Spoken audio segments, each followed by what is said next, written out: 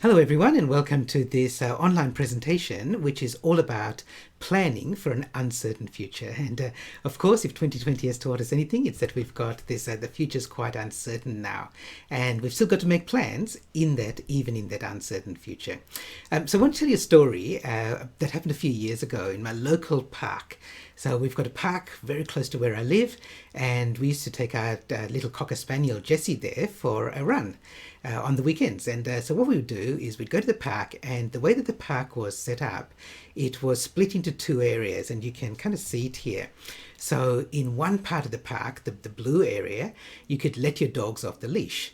And in the red area of the park, you had to keep your dog on the leash because it was used for sporting events and things like that.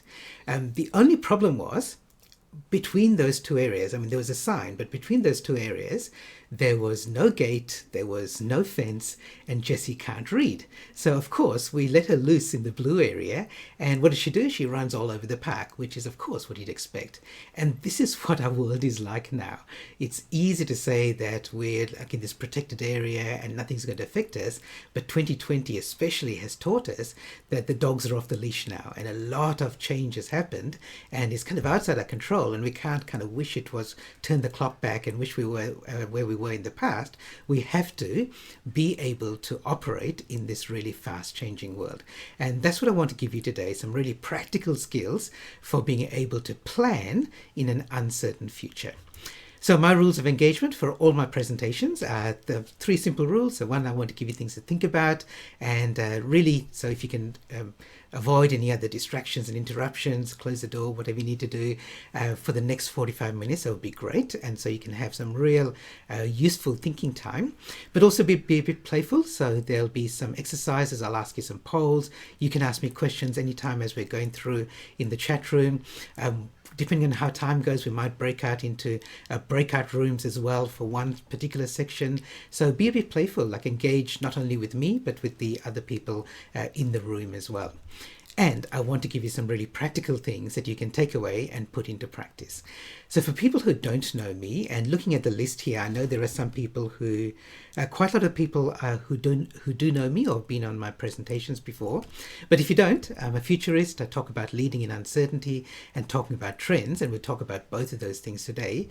I work with a lot of organizations, mostly around Australia and New Zealand, but elsewhere as well. And I'm sharing some ideas of some examples of some of the clients I've worked with at a leadership level, where they're looking at, in a fast changing world, how do you lead in uncertainty? And so you hear a lot of people say we're living in unprecedented times. And I think that's true, absolutely. But it's only unprecedented because it's happening to everybody at the same time. And over the last 10 years, I've worked with a lot of businesses and leaders and other organizations who've also kind of been through really massive change and disruption, but within their industry or their business. So the things I'm talking about today, they're the ideas I'm going to share with you, they're just not new, that are plucked out of a hat for 2020. They're things that have been tried and tested, and they work if you're looking at planning in uncertainty. So I want to talk about four things today. The first one is scanning wider. So it's really useful if you are planning for the future that you have an idea what external factors might affect your future. So that's the first thing we'll talk about. We'll spend a little bit of time on that. And the second thing is then, how do you choose what future you want? Because that's, of course, the planning is to start with the future and then plan to get there, even in uncertainty. The third thing is I want to give you some things that'll, some really practical tactics that'll help you when you're working and you're operating on a day-to-day or week-to-week basis, and there's lots of interruptions and distractions and change around you. And finally, how do you be flexible when things are changing around you? So I want to do a quick poll here to see who's in the room. So the question is, who are you planning for? And what I mean by that is, let me just jump to that. I'll give you the poll link in the there are a couple of ways of getting the poll link. You can either scan the QR code there. You can click the link. Right, you can click the link that I've just pasted into the chat room, t.ly/polls, or you can also, let me switch to the poll window.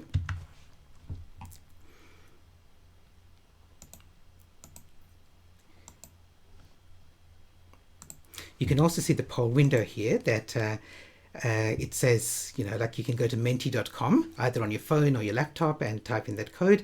I can see people are voting already, which is good. So really what I'm asking is, like, are you doing your planning today? Is the focus of your planning for yourself?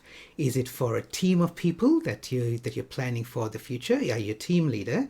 Are you at a higher level? So I said department, but it could be department, division, organization, where you're doing strategic planning. Or if you're a business owner, are you doing planning for your own business? Okay, so most people here are doing business planning, and that's what I thought by looking at the people who registered for today. I figured that would be the case. So we're not going to be talking about long-term 5-year strategic plans. We're going to be talking about business planning, and that just helps me because I kind of prepared for different scenarios. And so what we'll do is I'll focus on the things that are more useful to you for business planning. Okay, so let's look at this first area here.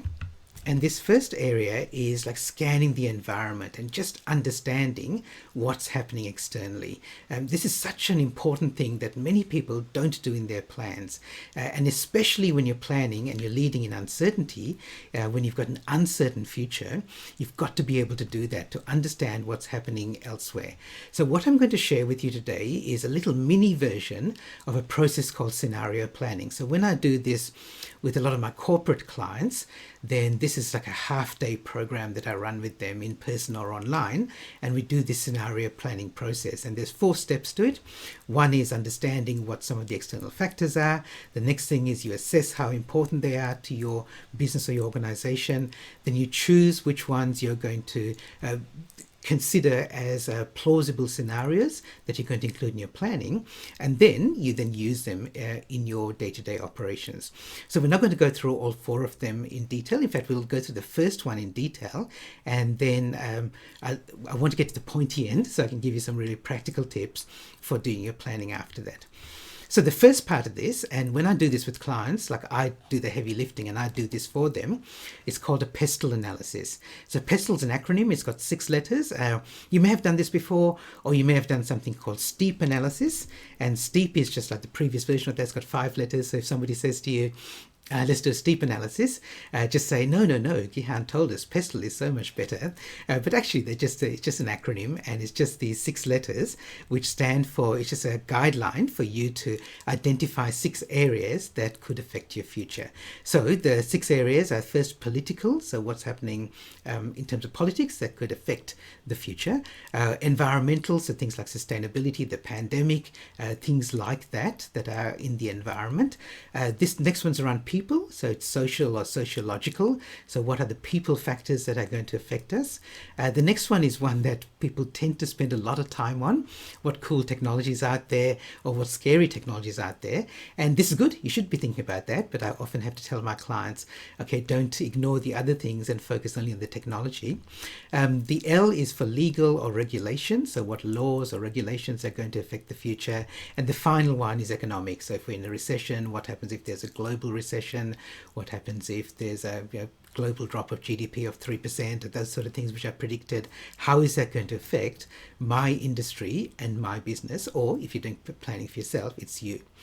So I recommend that you do this PESTLE analysis with your team.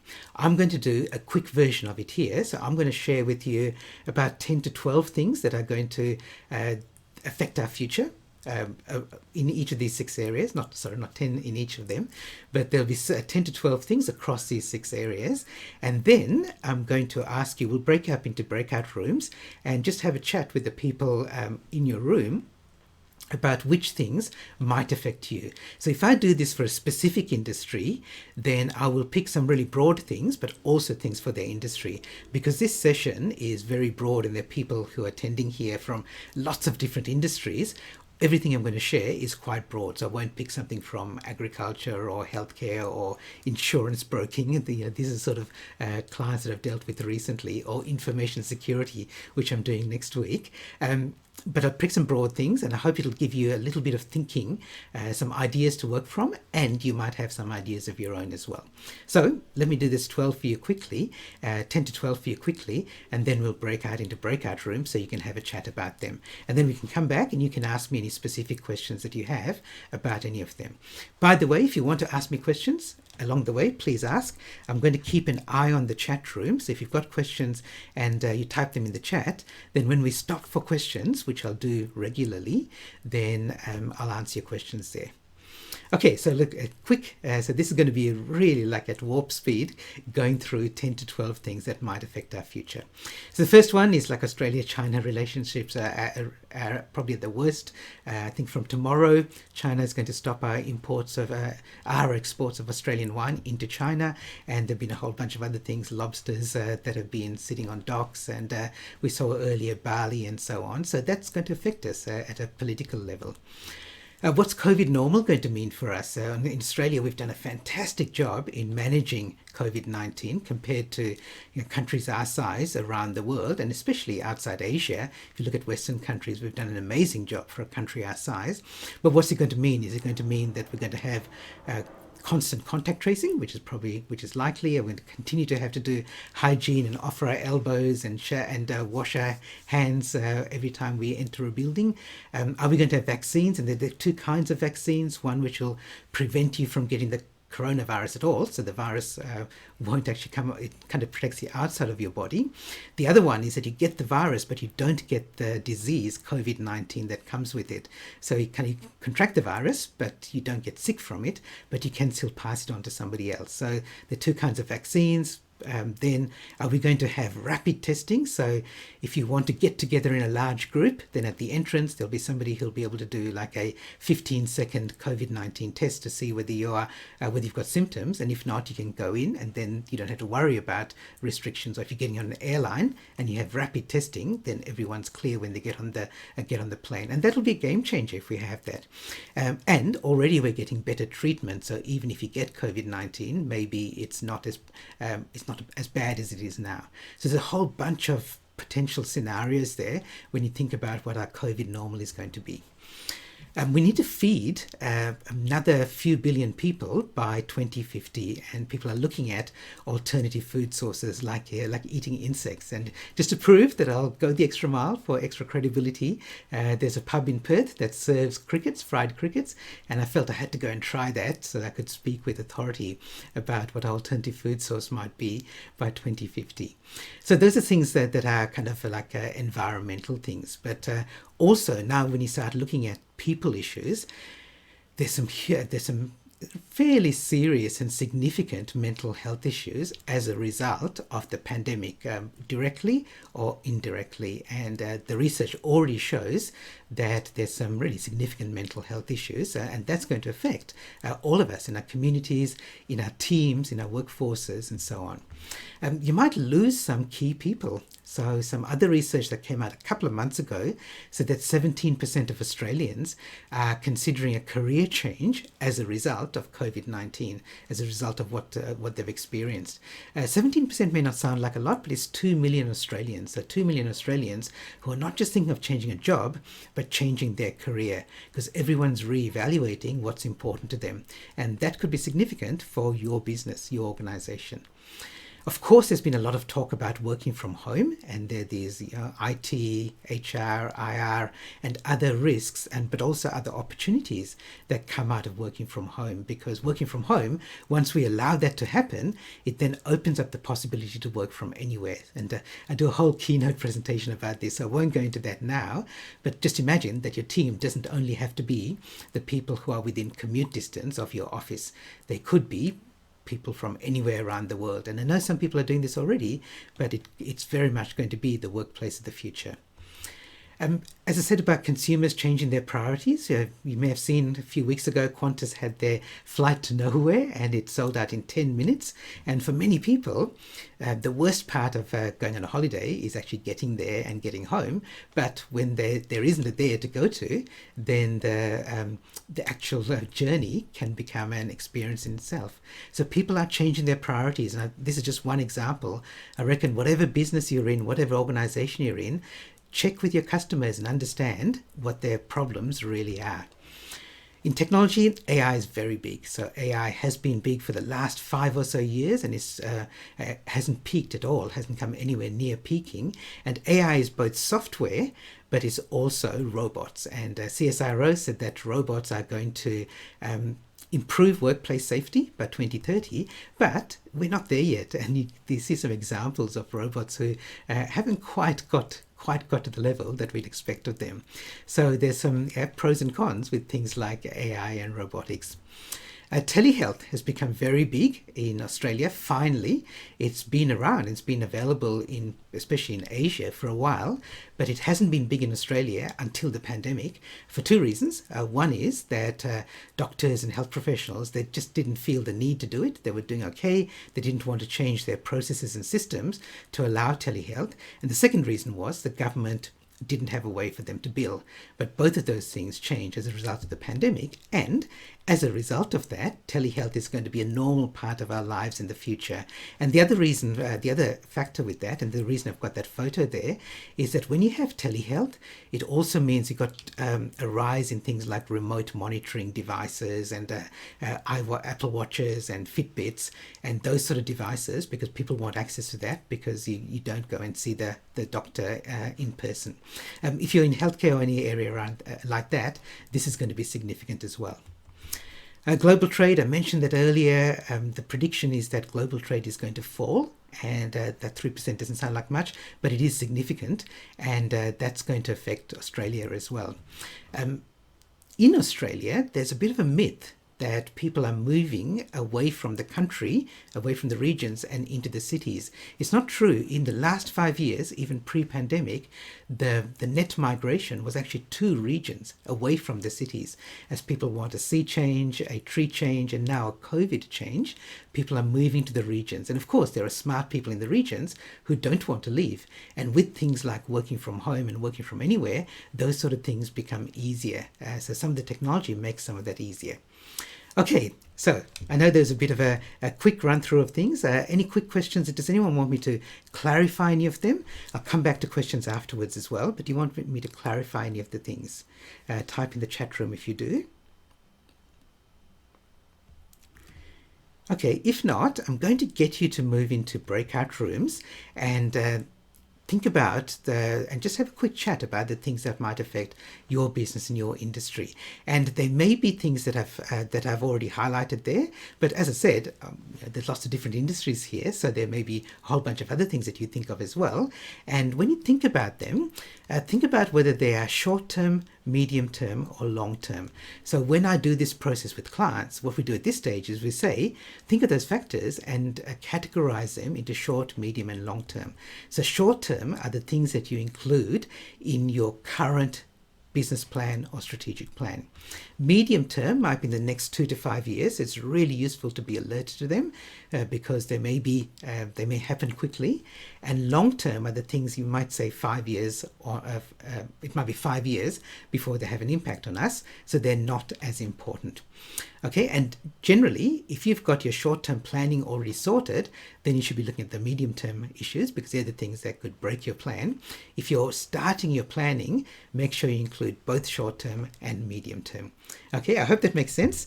Let's see, there's no other questions or comments, so let's move into breakout rooms. Okay, thanks everyone for doing that. I always feel when I do breakout rooms in a short session like this, people never get enough time, and of course in the longer sessions you get more time. So I really recommend that you set aside time for yourself and your team to do this PESTLE analysis, and also just involve everyone in your team.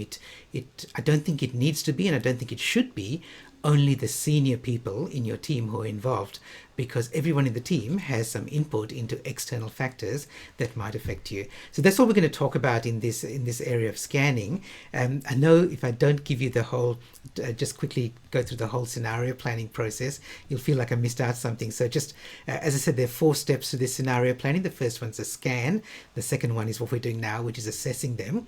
Then and the assessment process we do in the full masterclass. You go through a series of discussions and polls to identify which are the most important trends, and then we break them down into these 4 trends for the future, and then you figure out how you're going to use them in your planning process. So just for everyone who needs completeness, that's a full scenario planning process. If you're interested in that, of course, get in touch with me, but I don't want to spend more time on that because I want to give you some really practical skills now for your the actual planning process. So when you're thinking about, and I want to give you one skill in each of these next three areas, in choosing your future, in then the next one's around productivity, and the third one's around flexibility. So this one around choosing it's quite hard to be, when you're still in crisis or you're trying to recover from crisis, it's hard to make good, well-informed decisions about the future because you want to be decisive, but it's hard because there's lots of things changing. And I know that some people are still in crisis mode. There are others in recovery. And of course, it's different for everybody. You hear people say, we're all in the same boat. And I don't think that's true. I think we're all in the same storm, but each of us has our own boat to navigate through that storm. So, especially if you're in crisis and you're still going through recovery, how do you make good plans for the future? And I want to share with you an idea that came from this book, Decisive, by Chip and Dan Heath. So they're two brothers who wrote a book about research-based strategies for making better decisions. And I've adapted one of their strategies for these particular times, actually. And it's actually saying, if you want to know what's coming up in the future, how do you know? Well, you could ask a futurist, of course, and I'm more than happy to help you. But the other thing you could do is you could ask a time traveler from the future. And so this exercise is really saying, let's ask my future self what's happening in the future and what action I can take and what decisions I can make that'll help me get to my ideal future. So you're going to ask your future self who you imagine is in the ideal future. So here's how the exercise works. It's a very simple exercise. You can do this for yourself. You can do this with your team. Some people like to do this. I'll explain the exercise and some people go, I'll do this with my eyes closed and I'll imagine what it's like. Some people actually like to do it physically because you're kind of stepping into the future, and they do it in a room, like physically stepping. If you're doing it physically with your eyes closed, make sure you're not going to fall over anything. But here's how the exercise goes, right? So you say, here's where we are now. Imagine 3 points in your future, and just for the sake of this exercise, I'm going to say, so what do you want? A short term, medium term, long term? And I'm going to say 10 weeks, 10 months, 10 years. Now you might change. Your short term might be 4 weeks, your medium term might be 6 months, and your long term might be 2 years. So you get to choose what short, medium, and long term mean for you.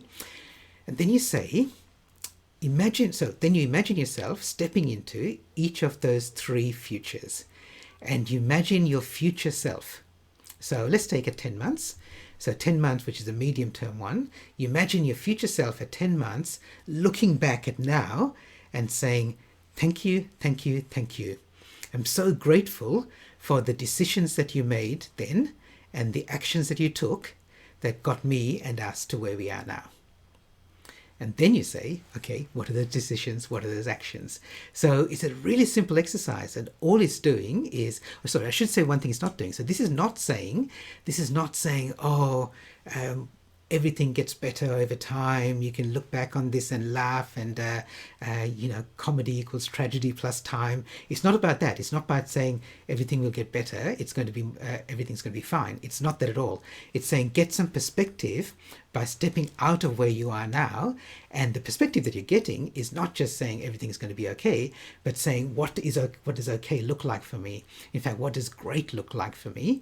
And then that gives you some direction. So first you get the perspective, and second you get the direction, and it helps you take the next step from now.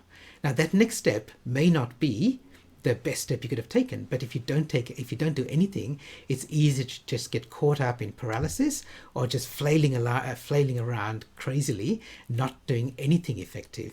So just try this exercise. It sounds like just a silly little mind trick, but it's really useful. I was doing this with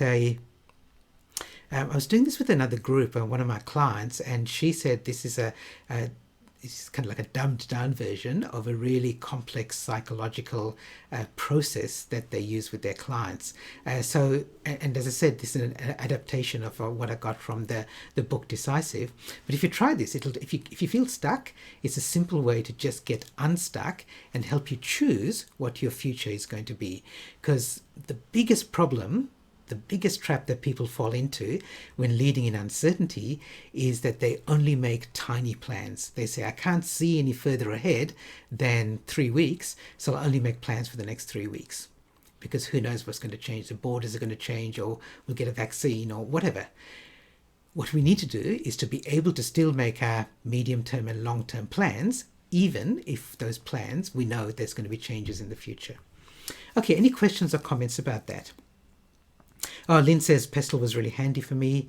Yeah, okay, so this is really good, Lynn. So the comment that Lynn's made, I've just emailed a combined version of the PESTLE to a strategic planning committee, and we also did a SWOT. Yeah, great. So the SWOT comes after the PESTLE. So one of the questions I often get asked is, does a scenario planning replace the strategic planning? No, it helps inform it, because a scenario planning helps you identify these external scenarios, and then you use those to inform the strategic planning that you do, which includes things like SWOT.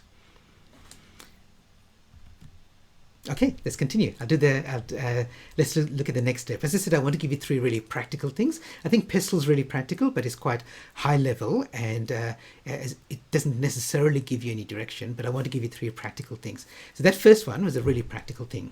The second one is, how do you then, once you've got your, once you've decided what steps you're going to take, how do you act? And I want to, I went backwards and forwards. I want to tell you about this psychological study, which is known as a Good Samaritan study. You may have heard about it.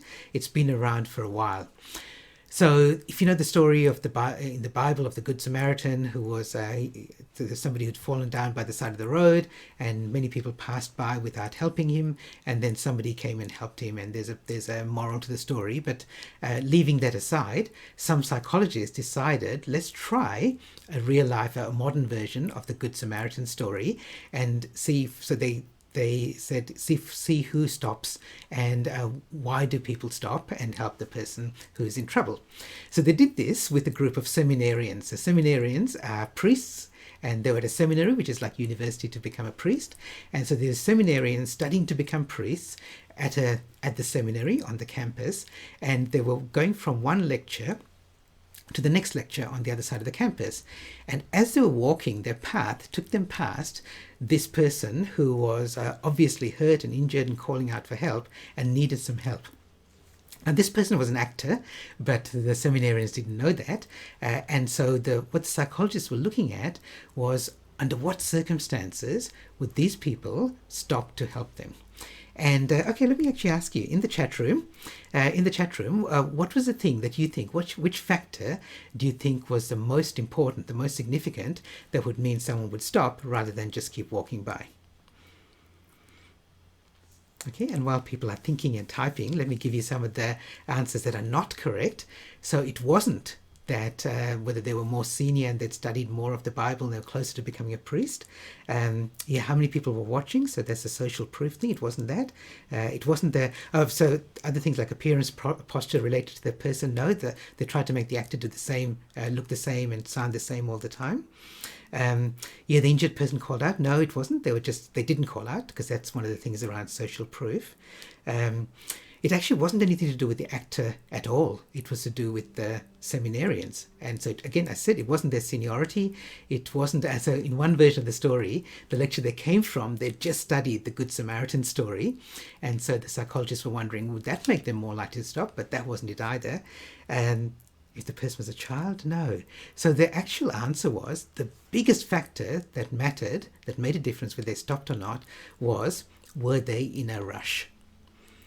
So in the version of the experiment where they made the first lecture go long deliberately, it's slightly over time, so they were in a rush to get to the second one, they didn't stop. If they had time, they stopped. And that's actually what Sharon said, how much of a hurry they were in. So this is really important for us, that I think for us, leaving aside the Good Samaritan study, for us, we have to be able to make the time to put our plans into action. And now it's not easy, especially when things are changing so fast. So one of the things you can do, and I want to give you just one strategy on a day-to-day basis. And there's a story behind this, which I won't go through the story, but I'll tell you the version of it that my friend Neen James shares is, she's written this great book called Folding Time. And she says this, she says, at the start of every day, set aside 5 to 15 minutes and take a post-it note or 3 post-it notes and write down 3 important things that you want to do today, that you want to achieve by the end of the day. And then you carry that post-it note or those notes around with you. And then every time something comes along that is going to interrupt you or distract you, ask yourself, is this more important than the 3 things that I've got on my list? And if it is, and sometimes it is, if it is, then absolutely you need to drop what you're doing and go to the more important thing. But if it's not, and most of the time it's not, then you say, that's fine, I'll just put that on my list of things to do separately, but I'll make sure I do these 3 things first. And then you cross them off, number 1, number 2, number 3. Some days you won't finish all 3 because other important things come up. Many days you will. Some days you may get through none of them because lots of other important things come up. But the fact is that you've been proactive about setting your goals for the day before you get into the chaotic day. Again, it sounds like a really simple idea, but you might be surprised just how effective this is. Any questions or comments about that? Yeah, you'd just be surprised how effectively this works.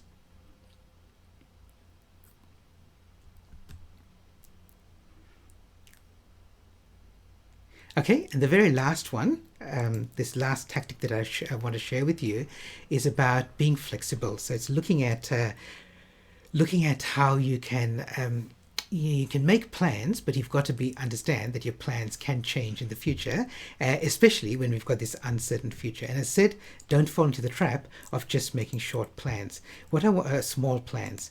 We've got to be able to, expect the unexpected. You may remember that story of the butterfly effect, which is actually not just a story. It's a confirmed mathematical theory.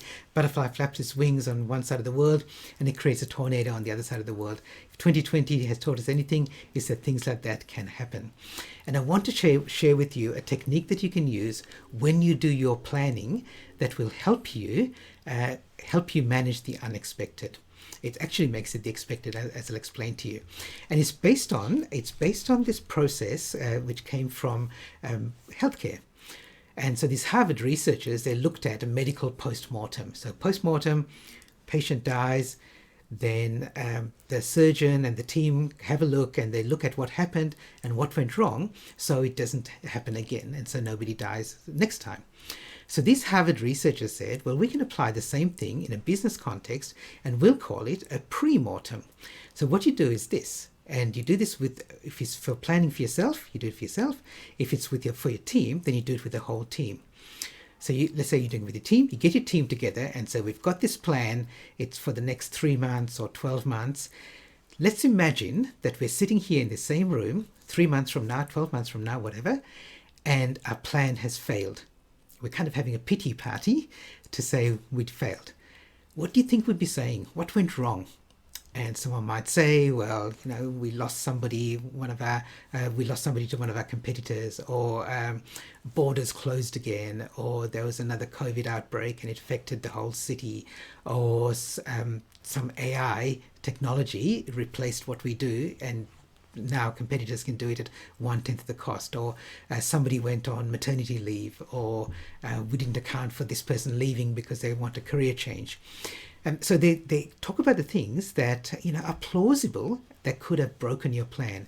So you can imagine this exact opposite of most goal setting, which says, imagine where you are at the end of your goal, everything's worked, you're happier, you're wealthier, you're sexier, you're richer, everything's worked for you. This is the opposite. It says what could go wrong, and let's do this as a pre-mortem. So you're still imagining it with your team. So your team's imagining it, and now you can put into place backup plans so that those obstacles, you either do one or two things. Either you change your plan now, or you go with the plan, but you've got backup plans for those contingencies. Okay, so the pre-mortem process is really powerful. And I recommend, if you haven't done something like that before, have a go at that. Julia's question about stats on how effective, I think you're asking about the Good Samaritan study.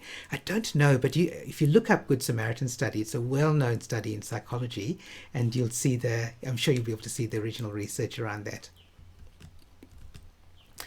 Okay, so just before we finish, any questions or comments about the pre-mortem process?